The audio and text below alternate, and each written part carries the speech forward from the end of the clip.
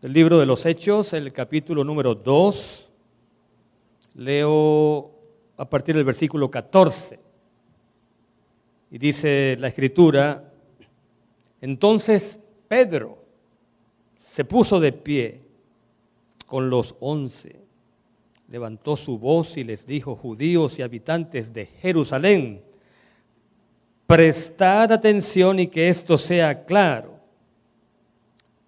Todo el capítulo 2 habla de lo que conocemos como el sermón del día de Pentecostés. Pero mi pregunta, que es una pregunta un tanto capciosa, es: ese Pedro que se puso de pie y predicó el sermón de ese día, ¿es el mismo Pedro que días antes, con juramentos y maldiciones en sus labios, había negado al Señor? ¿Es ese mismo Pedro o es otro Pedro? Es el mismo, en un sentido es otro Pedro, pero realmente es el mismo Pedro. Es el mismo Pedro que días antes ha negado al Señor en forma vergonzosa. Pero en un sentido es otro Pedro. Porque aquel era el acobardado discípulo que bajo la presión de la gente negó a su Señor. Pero este no es el acobardado Pedro. Este es el Pedro perdonado, a quien el Espíritu Santo selecciona para predicar un sermón que trajo como resultado la conversión y el bautismo de ¿cuántos? Miles, miles. ¿Qué pasó allí? ¿Qué pasó allí? Bueno, uno va al Evangelio según San Lucas, allá en el capítulo 22. ¿Se acuerdan? Después de la parte en la que lo acusan de nuevo, él responde, versículo 60 de Lucas 22, hombre, no sé de lo que hablas. No conozco al hombre. Imagínese usted, decir que no conoce al Señor. Y enseguida, mientras él aún hablaba, el gallo cantó. Pero qué interesante lo que ocurrió. Entonces, versículo 61, el Señor se volvió y miró a Pedro. Parece que las miradas se encontraron, ¿no? Pedro está mirando al Señor, el Señor voltea y las miradas se encuentran. El Señor se volvió y miró a Pedro, y Pedro se acordó que el Señor le había dicho: antes que el gallo cante, me negarás 3 veces. Y ahora el versículo 62 nos da ya la pista. ¿Qué pasó allí? La respuesta. Y Pedro salió. ¿Y qué ocurrió? Dice la Escritura, y lloró. ¿Pero cómo lloró? ¿Con las lágrimas con las que Judas, o las lágrimas que Judas derramó? ¿Lágrimas de remordimiento? No, dice, y lloró amargamente. Amargamente. Un Pedro arrepentido. Un Pedro que no entiende qué pasó. Pero cualquier cosa que hubiera pasado, dice precisamente, hablando de esto, el libro Deseado de toda la gente, que en esa mirada, Pedro vio la mirada del Señor, profunda compasión y pesar, pero no había ira. Era un reproche cariñoso. Es como si el Señor le hubiera dicho a Pedro: tú podrás negarme todas las veces que quieras. Podrás decir que no me conoces. Lo que no podrás lograr es que yo te deje de amar. Eso fue lo que el Señor le dijo. Y Pedro leyó en la mirada del Señor esas palabras. No había reproche, no había ira, solo había una profunda compasión, un sentimiento de pesar. Pero Pedro necesitaba algún tipo de seguridad de que de verdad su arrepentimiento había sido aceptado. A ver, ¿quién recuerda qué hizo el Señor para decirle a su hijo arrepentido, que sí, que su arrepentimiento había sido aceptado. ¿Alguien recuerda lo que el Señor hizo? Qué cosa tan interesante. En Marcos 16, usted recuerda la escena, primer día de la semana, María Magdalena, María la madre de Santiago, Salomé, varias mujeres van al sepulcro, encuentran la piedra removida y hay un varón allí. Esta versión de la Biblia que estoy usando, Reina Valera, siglo XXI, dice en Marcos 16 que estaba allí un joven sentado al lado derecho, sabemos que era un ángel, cubierto de una larga ropa blanca.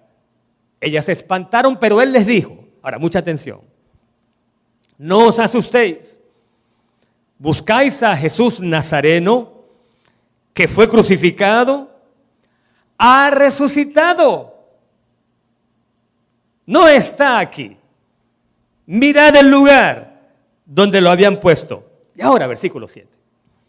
Id y decid a sus discípulos y a Pedro. Bueno, había varios discípulos. ¿Por qué dice Pedro? Por nombre. Ah, porque Pedro necesitaba saber que su arrepentimiento y su confesión de perdón habían sido aceptados. Por nombre. Díganle a Pedro. Y usted puede imaginar cuando este hombre que se siente mal porque no solamente negó al Señor y hizo el ridículo ante sus compañeros discípulos, porque él había dicho, estos podrán negarte. Yo nunca lo haré, nunca lo haría. Y él está sumido en su pesar. ¿Cómo se habrá sentido este hombre cuando llega el informe y estas mujeres dicen, el ángel dijo que les dijéramos a todos, pero especialmente a ti, Pedro, que él ha resucitado? ¿Verdad que es maravilloso el Dios nuestro? ¿Verdad que sí? ¿Cómo se interesa en el individuo? Un individuo en particular y un individuo que además lo ha negado públicamente. Y no solamente eso, más adelante sabemos ese encuentro en el mar de Tiberias, cuando le dice, apacienta, ¿qué cosa? O sea, no solamente lo perdona, sino que lo restaura y lo coloca al frente de su rebaño. Bueno, ¿a qué viene todo esto? Bueno, quiero decirte que, iba a decir esta mañana, pero ya es en esta tarde, soy el portador de buenas noticias. Y esas noticias dicen que tu pecado también puede ser perdonado. ¿Amén? Que no importa cuán grande haya sido tu pecado, Dios te quiere perdonar. Dios te quiere perdonar. Y no solamente perdonar, si de alguna manera sientes que ese pecado te inhabilita, te incapacita para hacer la obra que Él nos ha encomendado como sus seguidores de predicar el Evangelio a toda criatura, pues el caso es que Él no solamente perdona a Pedro, ¿qué hace además? Lo coloca al frente de su rebaño. Claro, esto que voy a decir ahora es pura imaginación, es pura imaginación. Pero ¿se imaginan ustedes ese día del Pentecostés? Pedro se pone de pie, lo acabamos de leer, en el libro de los Hechos, y comienza a predicar. Días antes había negado al Señor. Cualquiera podía decir, con razón, ¿y este qué se ha creído? Hace días negó al Señor vergonzosamente y ahora se coloca de pie para predicar en el nombre del Señor a quien negó. ¿Quién lo nombró? ¿Qué junta lo escogió? ¿Qué comisión lo nombró para que él predique en nombre de todos nosotros? El asunto es que lo había escogido Dios. El Espíritu Santo lo había escogido. Por eso la Escritura no registra que nadie se haya quejado. Dios escogió para predicar ese día a aquel que había negado a su Hijo. vergonzosamente. Esas son las cosas que hace Dios. Ninguna junta lo habría escogido, ¿o sí? A la junta del Doral, un caso similar, escogería para predicar el día de la inauguración de la iglesia al que hace unas semanas puso por el suelo el nombre de Dios. No lo haría. Y ninguna iglesia lo haría. Pero ese Pedro envalentonado, lleno de valor y del Espíritu, dice, escuchen a Pedro, esto parece mentira. Ese Pedro, a quien el Espíritu escoge, dice allá en Hechos 2:36, por lo tanto, después de haber predicado ese poderoso sermón, que toda la casa de Israel sepa, con absoluta seguridad. ¿Cómo? Por eso decía, este es el mismo Pedro. Es el mismo Pedro, pero parece otro. Dice, sepa toda la casa de Israel con absoluta seguridad que a este Jesús, a quien vosotros crucificasteis, Dios lo ha hecho Señor y Cristo. ¡Wow! ¡Oh Dios! Pero noten ustedes, Él está diciendo, este Jesús, a quien ustedes crucificaron. Cualquiera pudo haberle dicho, y a quien tú negaste. Pero Él no está pensando en sí mismo. A quien ustedes crucificaron. A ese Cristo Dios lo ha hecho Señor y Dios. ¡Wow! Las cosas que hace Dios. Pero estas son las buenas noticias. Si Dios perdonó a Pedro, quien negó a su hijo, ¿será que nos perdonará a ti y a mí? ¿Será que nos perdonará? ¿Sí o no? Si nos arrepentimos como Pedro, quien lloró amargamente, el perdón está seguro. Gracias a la preciosa sangre que el Cordero derramó en la cruz del Calvario. Ahora, estoy consciente de que alguien podría decir, pastor, si usted supiera las cosas que yo he hecho, no hablaría con tanta seguridad de que Dios me va a perdonar. Porque eso de Pedro sí negó al Señor, pero un momento de debilidad lo tiene cualquiera. Alguien podría decir, un lapso, la presión, el pobre sucumbió, un momento de debilidad. Pero usted no sabe las cosas que yo he hecho.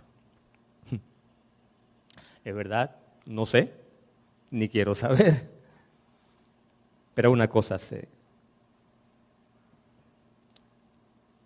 Aunque hayan sido peores que las de negar al Señor, la gran noticia en esta hora es que aún eso que tú has hecho, por amor a su Hijo Jesucristo y la sangre que Él derramó, Dios también lo quiere y lo puede perdonar. Amén. No importa lo que hayas hecho. Esa persona puede decir, ok, ¿algún ejemplo? Algo peor que negar a Jesucristo. Bueno, a ver, vamos a hacer un pequeño ejercicio bíblico. Reinó durante 55 años sobre Jerusalén. Comenzó a los 12 años y probablemente fue el rey más depravado y perverso que las Escrituras mencionan. Y las cosas que hizo, dice la Escritura, se pueden considerar peores abominaciones que las que hicieron los reinos que Israel desalojó para habitar la tierra prometida. Y su nombre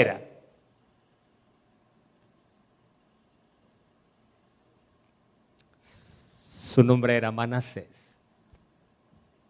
Ahora vayan conmigo a la Biblia, porque una cosa es decirlo y otra cosa es leerlo. Segunda de Crónicas, capítulo 33. Segunda de Crónicas, capítulo 30. También en Segunda de Reyes encontramos un relato similar, pero vamos a Segunda de Crónicas. Y vamos a hacer un pequeño sondeo, para no entrar en detalles, pero un sondeo suficiente para darnos cuenta de hasta dónde llega el amor y la misericordia de Dios. ¿Qué texto dije? Segunda de Crónicas 33. Y vamos a comenzar en el versículo 2, porque ya lo primero, el número 1 dice que reinó 55 años. Hizo lo malo ante el Señor, conforme a las abominaciones de las naciones que el Señor había echado ante Israel. Ahora, escuche usted, a partir del versículo 3. Reedificó los lugares altos, los altares que su padre Ezequías había derribado. O sea, la labor de su padre, él la arruinó. 4. Edificó también altares en la casa del Señor, por Dios. En la misma casa de Dios, edificó altares paganos. 6. ¿Qué cosa es? Pasó sus hijos por el fuego.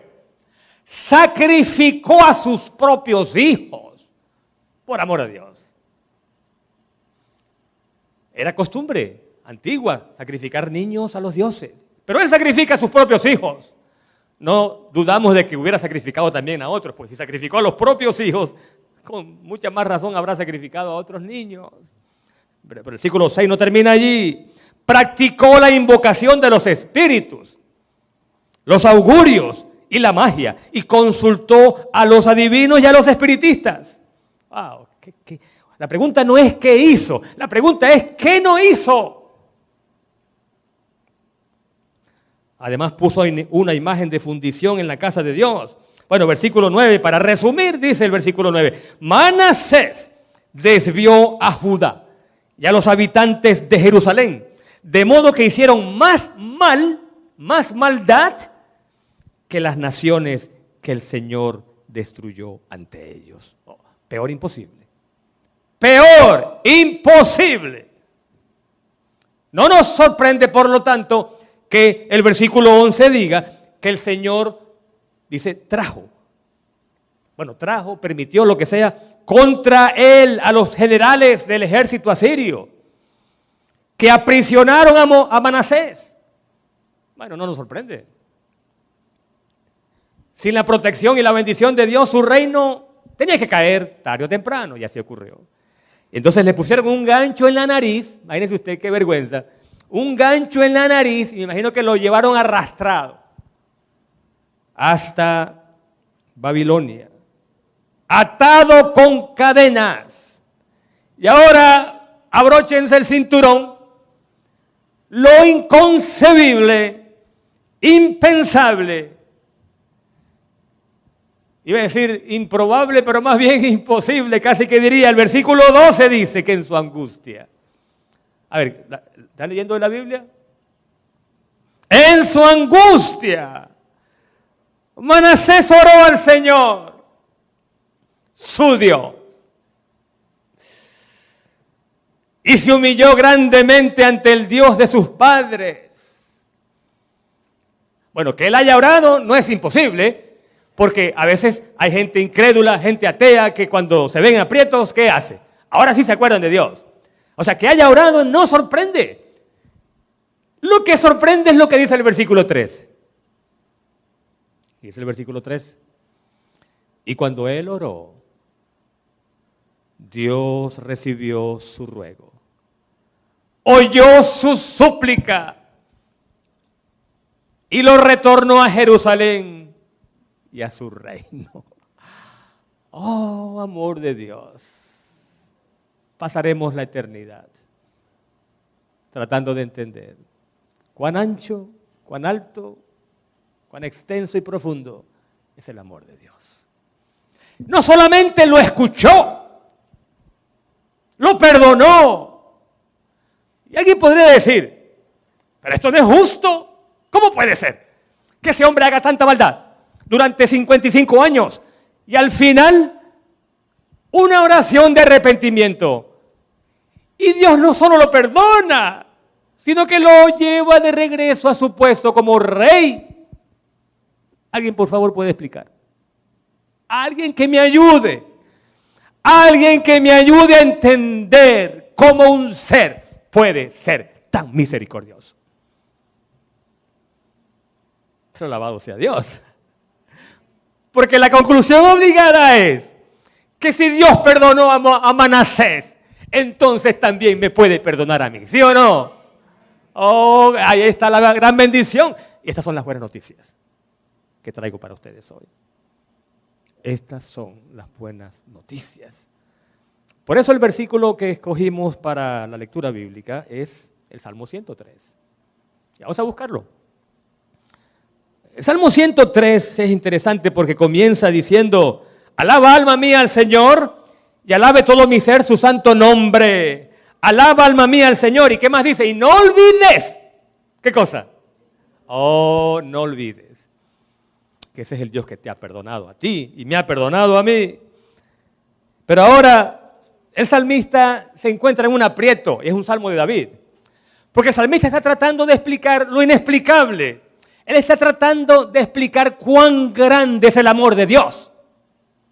Es lo que estábamos diciendo ahora. Alguien, por favor, que nos ayude a entender este misterio.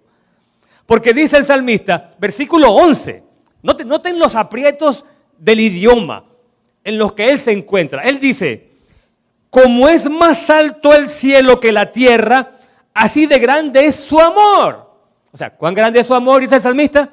Bueno, cuanto más alto es el cielo que la tierra, cuanto mayor, así de grande es el amor de Dios. Pero parece que no está satisfecho. Porque entonces dice: no. Ok. ¿Cuánto dista, versículo 12, cuánto dista el oriente del occidente? Ahora sí.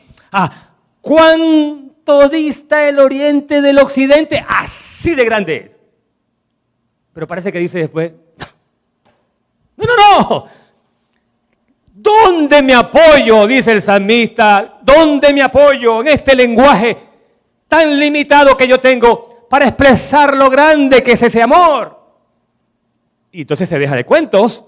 Y el versículo 17 dice, pero el amor del Señor es desde la eternidad y hasta la eternidad. Ahora sí. Versículo 17, ¿cómo dice?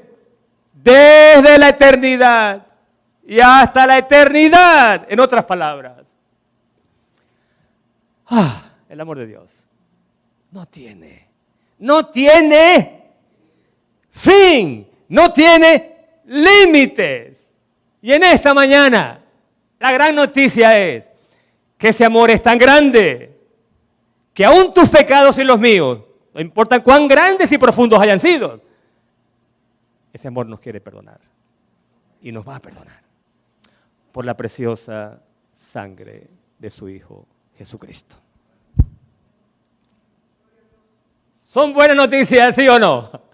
¿Son buenas noticias? Bendito sea Dios. Son las más grandes noticias, son las mejores noticias.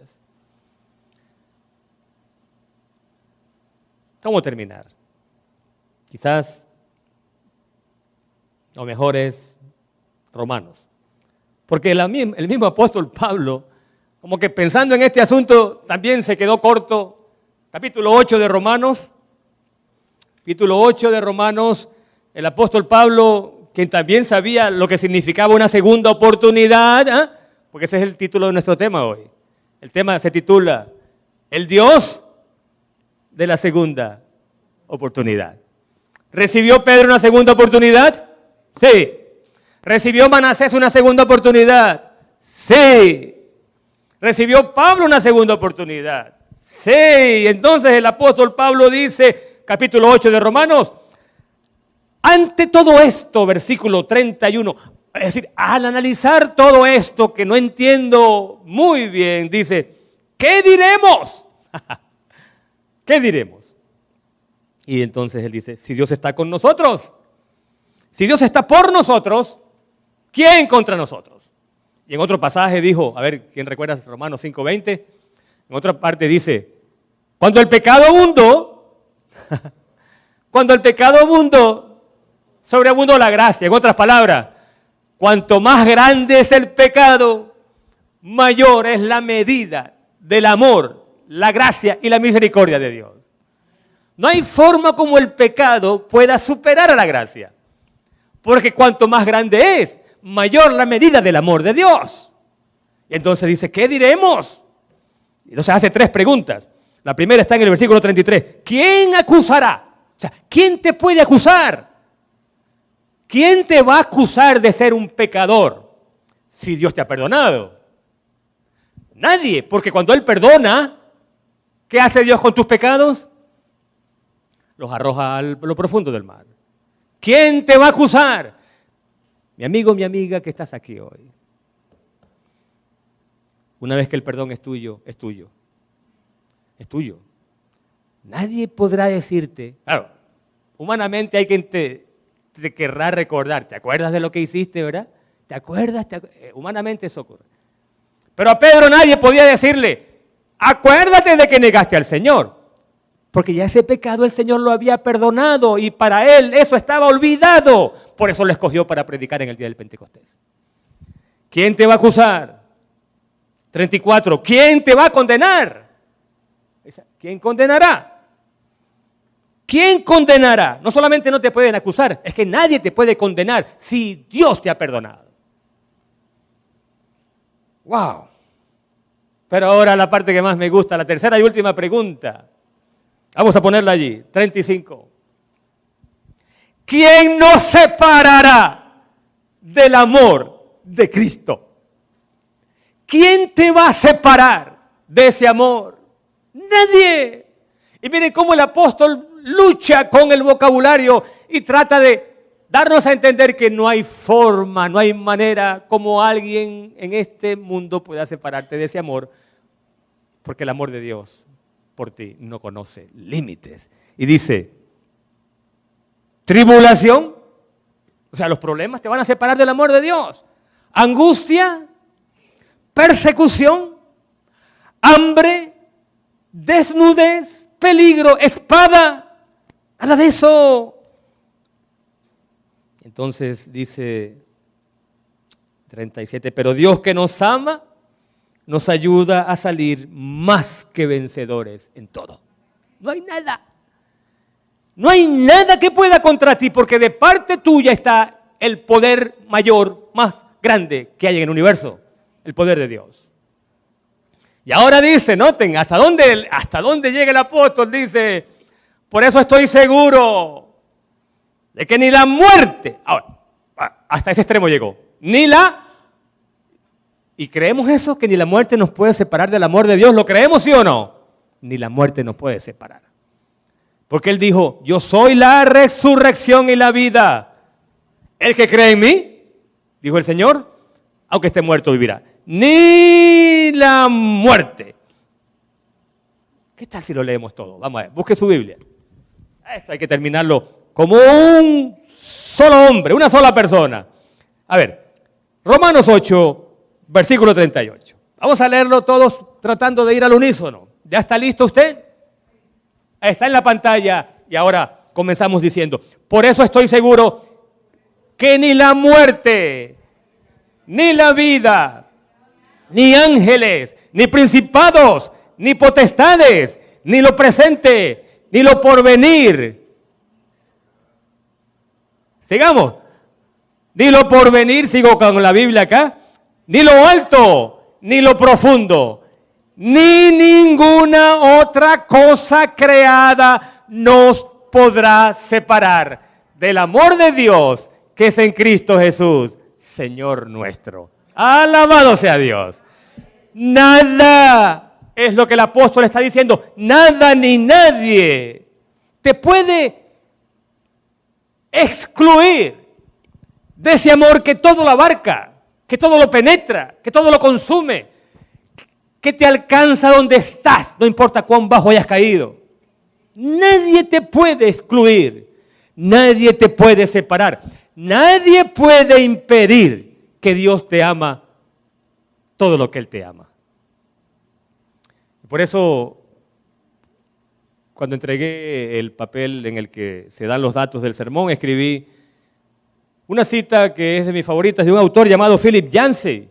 Y él dice, bueno, ¿cuánto nos ama Dios? Y él dice que Dios nos ama solo como un Dios infinito puede amar.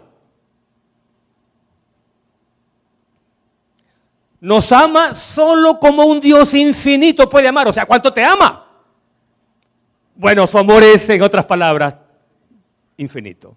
No tiene límites. Él no nos puede amar menos de lo que nos ama. Tampoco nos puede amar más de lo que nos ama. Porque su amor es infinito. ¿Son o no buenas noticias? Así que mi amigo, mi amiga, mi hermano, mi hermana, antes de salir por esa puerta, en su corazón debe haber algo así como un canto de gratitud. Que le dice a Dios, yo no merezco esto, pero te agradezco. No lo merezco, pero te agradezco. Porque hay perdón para mí. Y no solamente es el perdón. Recordemos que Pedro recibió el privilegio de guiar como pastor al rebaño de Dios. Manasés volvió a su puesto. No solamente que Él te quiere perdonar. Entendamos bien este punto. No es solamente que Él te perdona y te pone en un rincón, marginado, excluido. No, es que Él te quiere perdonar. Y Él quiere que tú unas tu voz a la de todos aquellos que en el mundo entero estamos proclamando, como dijo Pedro, que Cristo es Señor y es Dios. Nadie te puede condenar, nadie te puede acusar, nadie te puede separar del amor de Dios. ¿Cuántos decimos amén? Alabado sea el nombre de Dios. Allá en la eternidad, ¿han escuchado ese dicho que se usa mucho de que habrá sorpresas? ¿Habrá sorpresas? Sí. ¿Se pueden imaginar ustedes aquellos que murieron antes de la conversión de Manasés? Para esa gente que no vio la conversión, ni supo, Manasés estaba condenado, sin ninguna opción. Aquí estoy imaginando nada más, una forma un poquito gráfica de querer decir que el amor de Dios no tiene límites. Imaginémonos en el cielo, y aquellos que no vieron la conversión de Manasés se encuentran con Manasés. ¿Se imaginan ustedes? ¡Tremenda sorpresa! Aquí estoy imaginando cosas. No está aquí, pero es fácil. No vieron que el hombre se convirtió y llegan al cielo y encuentran a Manasés. No los culpo si dicen, ¿estamos de verdad en el cielo o estamos en el lugar equivocado? Y alguien le dice a estas personas, no, están en el lugar correcto, este es el cielo. Este es el cielo. Ese es Manasés, perdonado por un Dios cuyo amor es infinito, cuyo amor no tiene límites. Pero hablando de sorpresas, la mayor de las sorpresas será que tú y yo estemos en el cielo. Porque tú y yo hemos pecado también, pero el amor de Dios no tiene límites. Y en esta mañana nos está diciendo, nadie te puede condenar, nadie te puede acusar, porque yo te he perdonado y nadie te puede separar de mi amor.